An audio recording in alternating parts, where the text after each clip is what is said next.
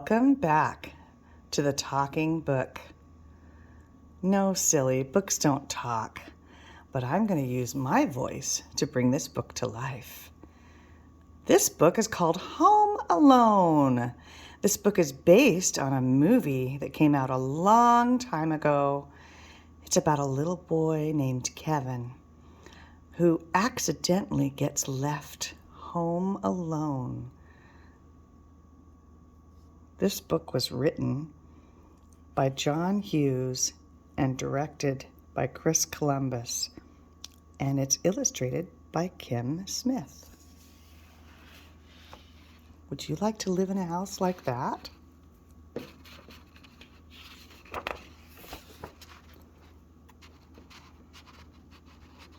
Are you starting to decorate for Christmas? That's a beautiful wreath on the door. 'Twas 3 nights before Christmas, and the McAllister family was getting ready to leave for vacation. Everyone was busy packing.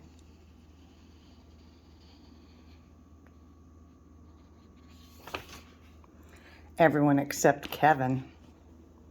He was busy getting in trouble. Uh-oh, looks like somebody spilled the milk.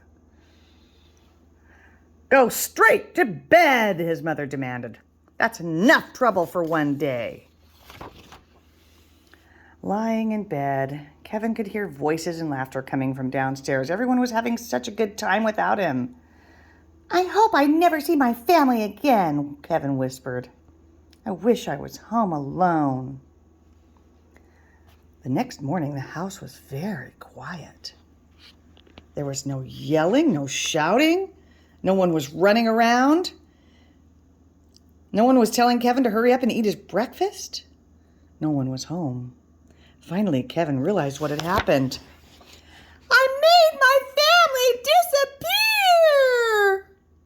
For the first time ever, Kevin had the house all to himself. He raced up and down the halls. He jumped on all the beds. He ate a giant ice cream sundae for breakfast. Oh my goodness, would you eat an ice cream sundae for breakfast?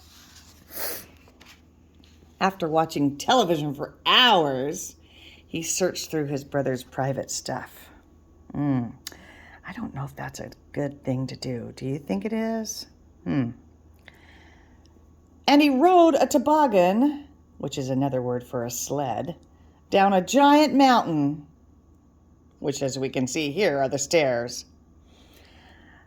Even tried his father's aftershave. Ah! This was not a good idea because it stings. But sometimes it was scary at night. Kevin was especially afraid of Old Man Marley. Old Man Marley was the scariest person who lived on their block. And that night, Kevin heard whispers outside the living room window. Burglars were snooping around his house. Do you know what a burglar is? A burglar is somebody that wants to steal from you. You see, Marv said, most of the houses on the street are empty. Everyone's away for the holidays. Perfect, Harry said. We'll come back tomorrow night and steal everything. Kevin was so scared. He dialed 911, but the telephone didn't work. The wires had been damaged in a snowstorm. After hiding under his parents' bed for a long time, Kevin decided that he was being silly. Only a wimp would be hiding, and I can't be a wimp. I'm the grown-up of this house, and I need to act like one. The next day was Christmas Eve, and Kevin had plenty of grown-up work to do. He walked to the grocery store and bought food. He put his clothes in the washing machine. He even decorated a Christmas tree. And he hung the Christmas stockings for his parents, brothers, and sisters. I miss you guys, he whispered. I wish you would come back. Kevin's family always went to church on Christmas Eve, so that's what Kevin did too. After the service ended, he saw his scary next-door neighbor, Mr. Marley, sitting nearby. You don't have to be afraid, Mr. Marley said. The kids in the neighborhood have lots of spooky stories about me, but they're not true.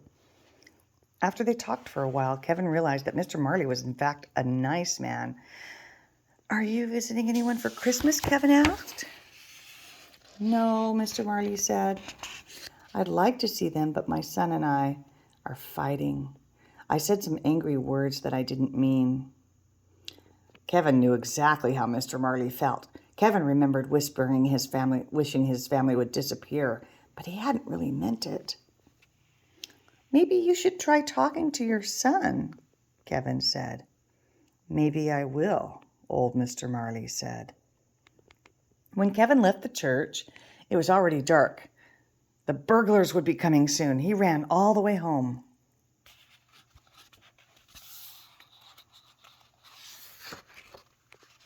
Kevin made a battle plan that was full of booby traps. Well, let's see what we see in this battle plan. We see some broken Christmas ornaments. Maybe he's hoping they'll step on them. Some heavy cans tied up in case they hit them so they can wake him up if he's sleeping. Some cars, maybe they'll trip on the cars. Some tar, their feet will stick to the tar. I don't remember what the ice is for. I guess we'll find out. Some glue and some fan with some feathers. Oh, I guess he wants them to get glue spilled on them, and then the fan will blow all the feathers and junk on them. Oh, and the ice is on the back steps. I see. Do you see that? He made the back steps icy by pouring water on them and letting them freeze. That's pretty genius. Let's see if it works. Oh, there we go. He scattered toy cars. He smeared tar on the basement steps, just in case they come in through the basement. He made a big pile of feathers. He hid sharp ornaments underneath the windowsills in case they sneak in the windows. He sprayed water on the front steps. He tied paint cans to ropes. He stretched a tripwire through the hallway.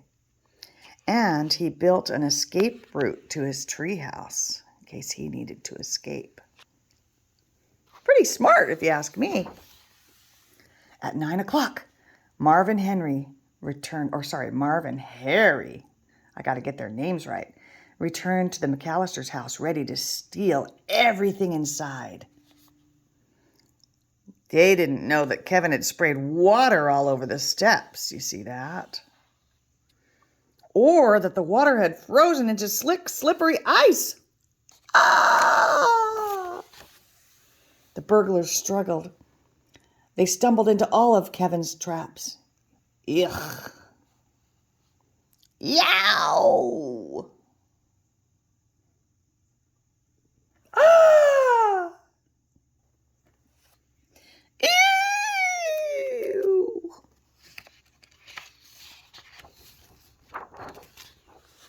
Marvin Henry slipped on the toy cars.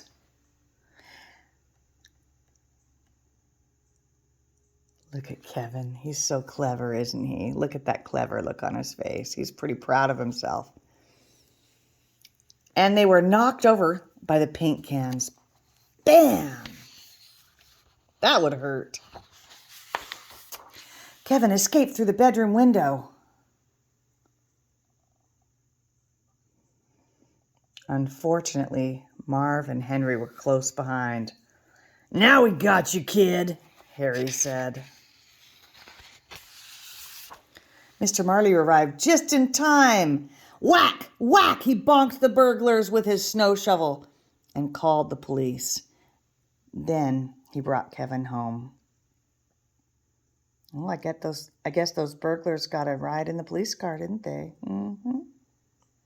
That night, Kevin left a note for Santa Claus, along with some milk and cookies. Dear Santa, I don't need any presents. Just bring my family back. Love, Kevin McAllister.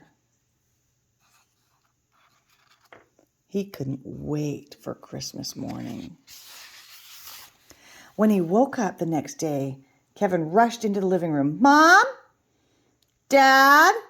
Is anyone here? And then he heard a familiar voice. Kevin, is that you? His mother was home. Oh, I missed you so much, he said, giving her a hug. I missed you too, she said. Where are the others? Kevin asked.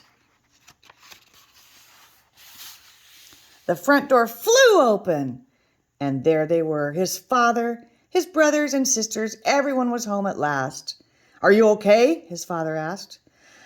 I'm just happy you're all back, Kevin said. Merry Christmas! Wow, I bet that was the best Christmas present ever. That's amazing. And look, it looks to me like Mr. Marley did talk to his son, and they're friends again. I love that. And he's got a little granddaughter. Well, I hope that you will ask Mom and Dad if you are allowed to watch Home Alone, because it is a really good movie. Have a wonderful week, and I'll be back with some more Christmas stories before long. Bye-bye.